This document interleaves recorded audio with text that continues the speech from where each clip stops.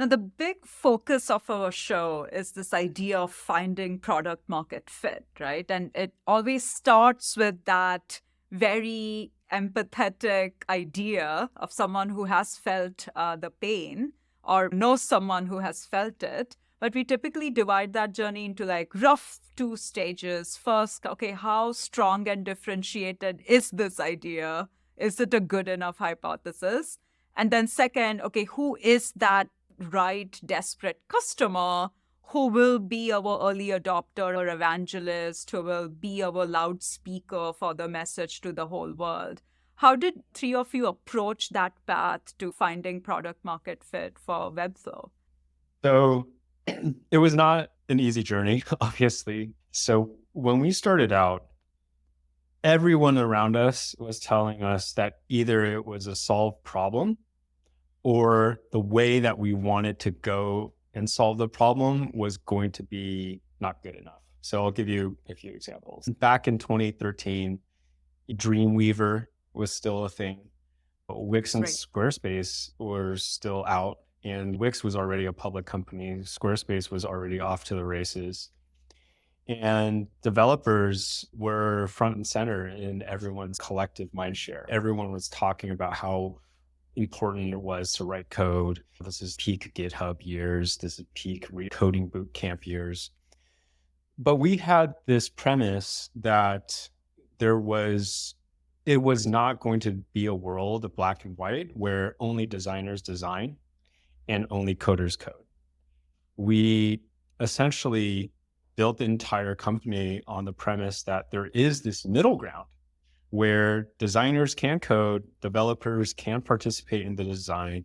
But the thing that is missing, the fabric that is missing, is tooling, and specifically a visual development environment where we take the foundational primitives of the web, such as HTML, CSS, and JavaScript, and we build that UI layer on top of it to make it much more accessible. And everyone around us told us, this is going to be too complicated for designers to learn. And it is going to be not powerful enough for developers to actually adopt. And it's not like when we first came out of beta in August 2013 that we proved everyone wrong.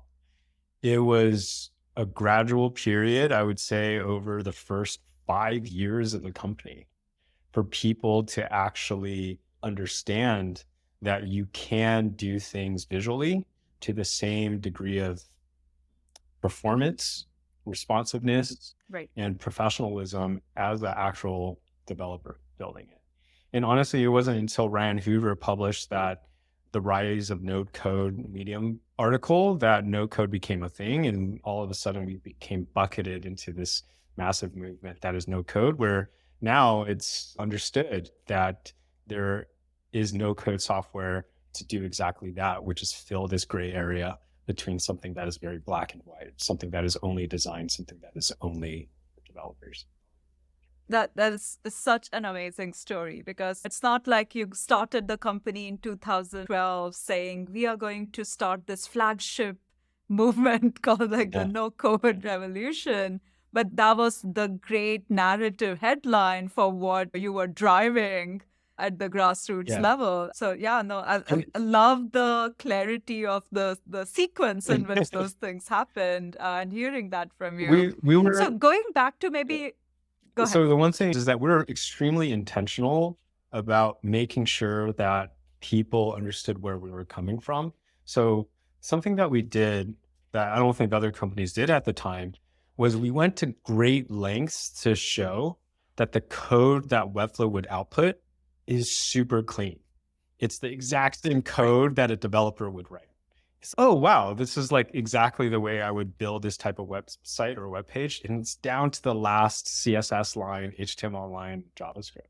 So we went to great lengths to prove to people that visual tooling such as Webflow can cross the chasm for the very technical audience.